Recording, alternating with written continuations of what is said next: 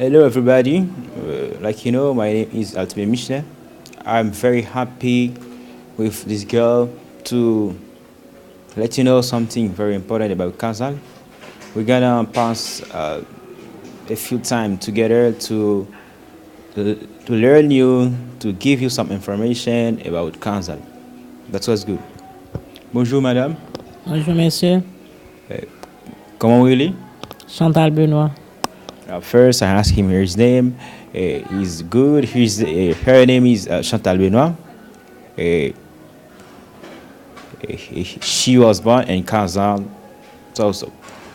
The first question is, since your family lives in Kazal, madame, depuis qu'il est famille ou avec Kazal? Neuvième jeune moi Casal, origine Casal. Baradou qui est à vivre, c'est le neuvième, c'est Casaliel. Ni maman, ni papa. The lady says she was born in Kazal. Her mother was born in Kazal. Her father was born in Kazal. It's for that he can say, oh, her family lives in Kazal because he was born in Kazal. He is native of Kazal. How did you identify with your ancestors about Polish descent? Madame, comment vous identifiez avec les descendants polonais dans Kazal ou même? Comment m'identifier? Parfois, quand on vient ici, moi, je fais face avec eux, à Polonais, même quand on a quelqu'un qui vient, il a cherché de famille, il y a qui même qu'on a cherché de côté jeune tombe famille, mais même je me fais face avec eux, c'est pour la première fois.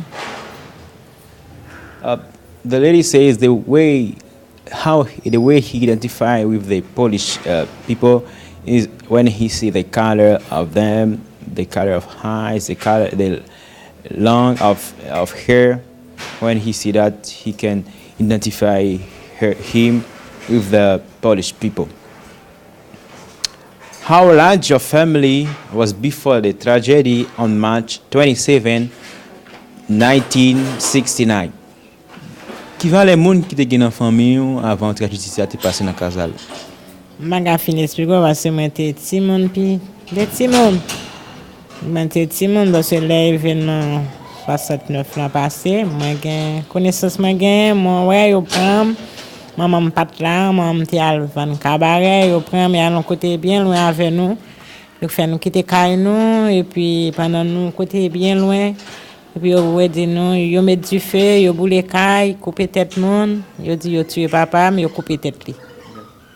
He say he can say how much his family was because she was a child, but he has a little knowledge about a thing a person has took her and pick her on the mountain. They put her on the hole.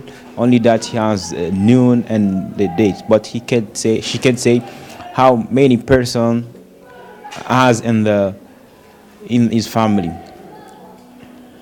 What do you remember from this tragic day?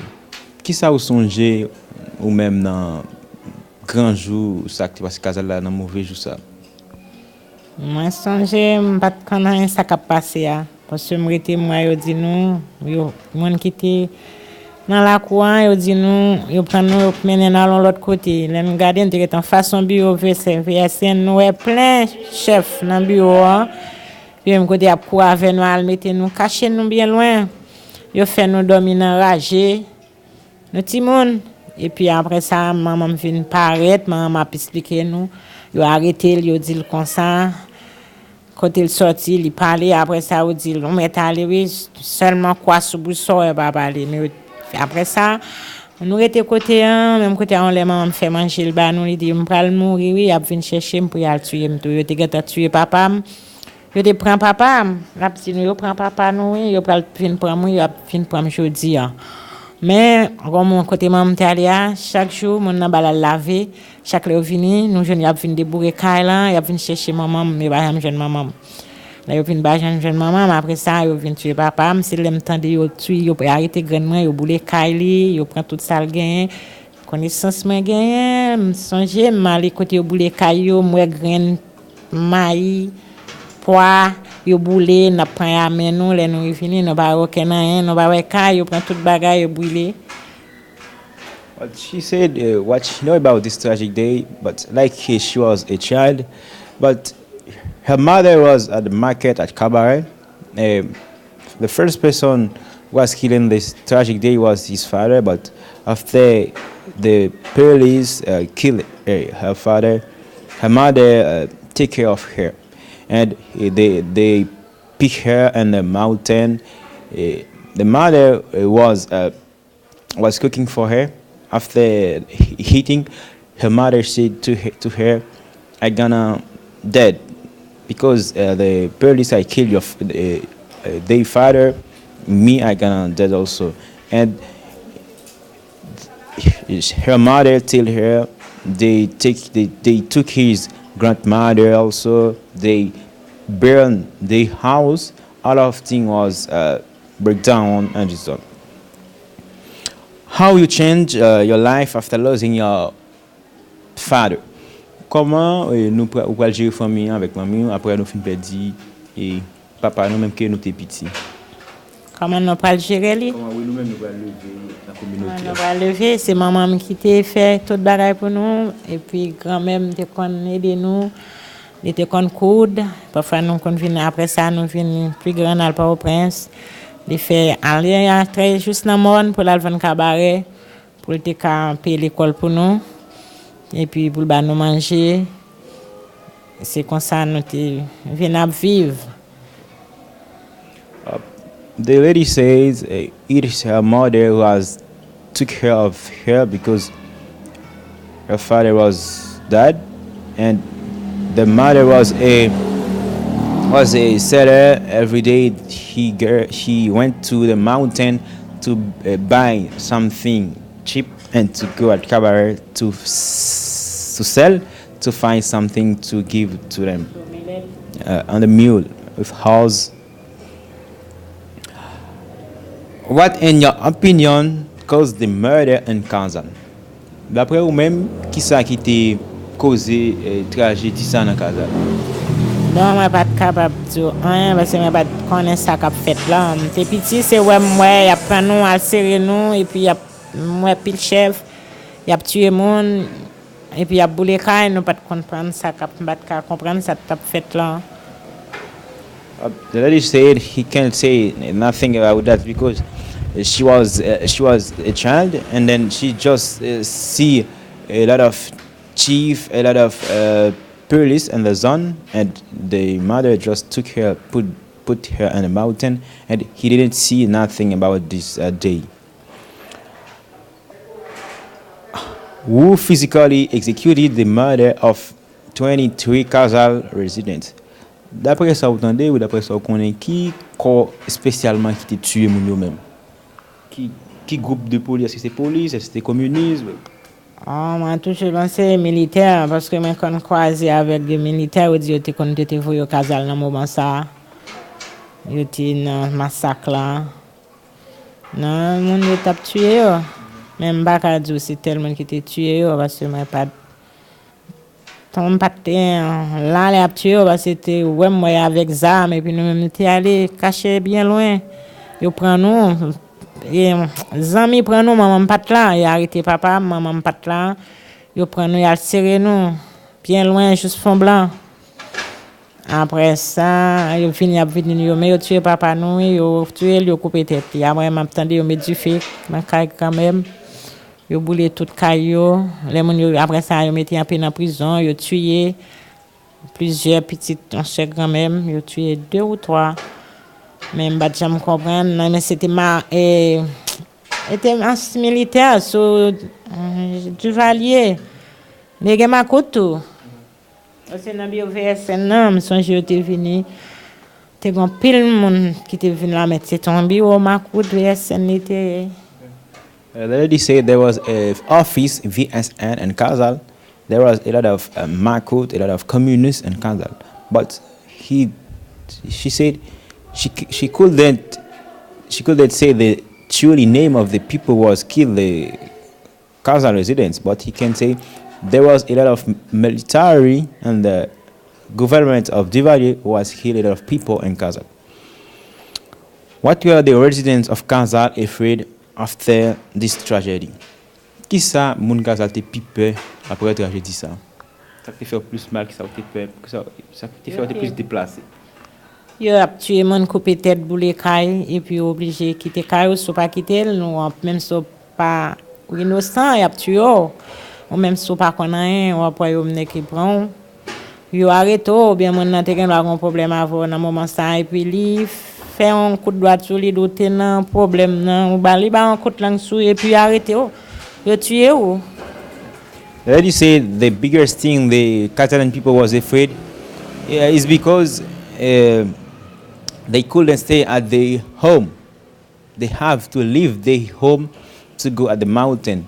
For that, a lot of Catalan people was dead in the mountain because the nature, the temperature was bad for them. They couldn't eat at time, but they was very, very tired. It was very bad, and they dead in this tragedy. How many residents left Kazal? D'après vous même qui va les gens qui laissent Kazal après tragédie? Après massacre là, m'pa rappeler qui mourir ou bien qui quitter Kazal qui laissé m'pa capable. Dans moment ça, m'était timide nous ta plusieurs parce que pas dans côté nous t'arrêté tout le monde t'est quitté la cour. Qui te gagne 8 cas pas de monde qui t'arrête là-dedans. Parce que tu dit soit qu'on ouvre pour tout bien l'âge. Puis on ouvre pour pas mettre du feu là-dedans, yo te déjà brûlé caille quand même. Il pas un seul caille brûlé plusieurs, même 3 cailles. Après ça, côté maman même te gen caille c'est ouvert porte, militaire prend yo arrêté. Si porte la fermée, il a brûlé caille là. Mais tout le monde était dans marron, pas de monde qui était arrêté. The lady said he couldn't say how many people was leave Kazal, but he can say because in his family, a lot of people has leave the zone because they burned the house because the police has burned the house of his grandmother, has put fire in the house of his grandmother. It's for that you have to leave your house with the door open all of in your house. If you don't open, they're gonna make fuel in your house. Do you think that young people want to remember about these tragic events of 1969? Est-ce que vous pensez, jeunes d'aujourd'hui, vous avez pensé avec la tragédie qui s'est passée dans Kazal? Vraiment, mon cap penser, mon qui victime. Les gens arrivent, on va toujours penser ça parce que son bail qui grave dans la mémoire, pas besoin de oublier. Moment ça, les gens qui pas victime, ils pas tellement penser avec ça. They said the person who are very think about this tragic day is the person who has lost their closest friend in this day. Because if a person didn't lose any family, any friend in this tragedy, he couldn't think about that because he don't know nothing about that. He just stay. But if you has lost your mom, your father, your cousin, your brothers, sisters, and then when the 27 March come, you feel bad. You feel sad because you remember of your family, you remember of your mom, you remember of your father. How many Kazalian residents identify with their Polish ancestors? D'après vous-même, qui va les gens Kazal qui croient que tu es descendant polonais? Je vais expliquer qu'il fallait grand pile monde moi connaît qui était polonais, toujours dit mon grand-père c'était un polonais. Moi gagné plusieurs monde encore moi c'est un polonais qui était Gambrinville.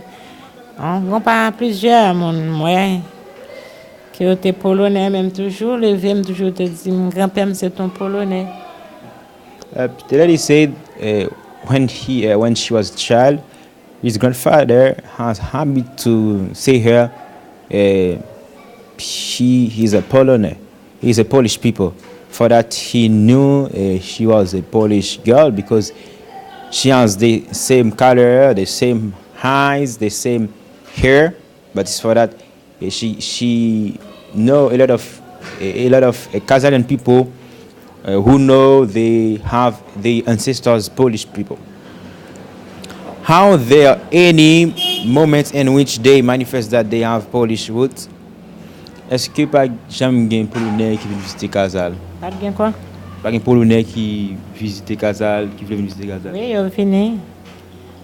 Ils viennent, ils font fête. Ils te font fête plus haut en là. Ils te voient livre. Même à pas de jeunes livres. Mais plusieurs te venus. Ils viennent faire fête. The lady said a lot of Polish people they love Kazal, like Kazal, because they have some of them come make Johnny make party with the Kazan people like Christopher and his wife, and some of them sent book for the Kazal people, even if she didn't find books, but there are some people, the Polish people who has sent some books for the Kazalan people.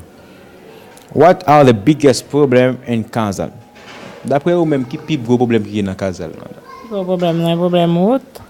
Avec lumière nous pas gain parce que si pas gain route, pas gain développement sans route. The lady said the biggest problem is the wood and the electricity, because if the sun stay in the darkness, in the dark you can see nothing, but there isn't electricity for the pupil study every night. That is a bad thing for the sun. The sun can't evaluate if have electricity, if have wood for the foreigner, for the all of people who want to visit Kazal. Kazal can evaluate one day. Some people will expect help from the Polish government. Est-ce que y a quelqu'un qui t'a voulu joindre aide ou bien qui souhaite joindre aide au gouvernement polonais pour Kazal? Est-ce que quelqu'un qui joindre aide pour Kazal? Là, pas répondre. She said she can't answer if the Polish government would like to help Kazal.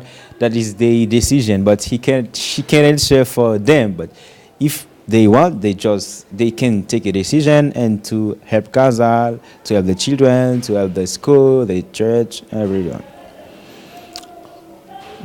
Do you want to say something to Poles living in Poland and other countries? Est-ce que tu as aimé envoyer un message pour tout Polonais qui vivent la Pologne et qui vivent dans le reste du monde là?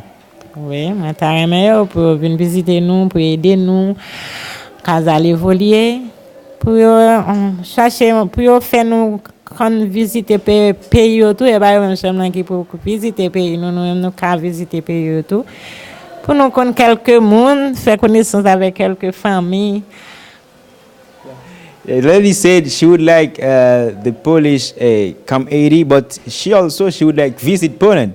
It's not only the Polish people come Kazal, but the Kazalian people have to go and Poland also to visit because they are they family, they are the same blood.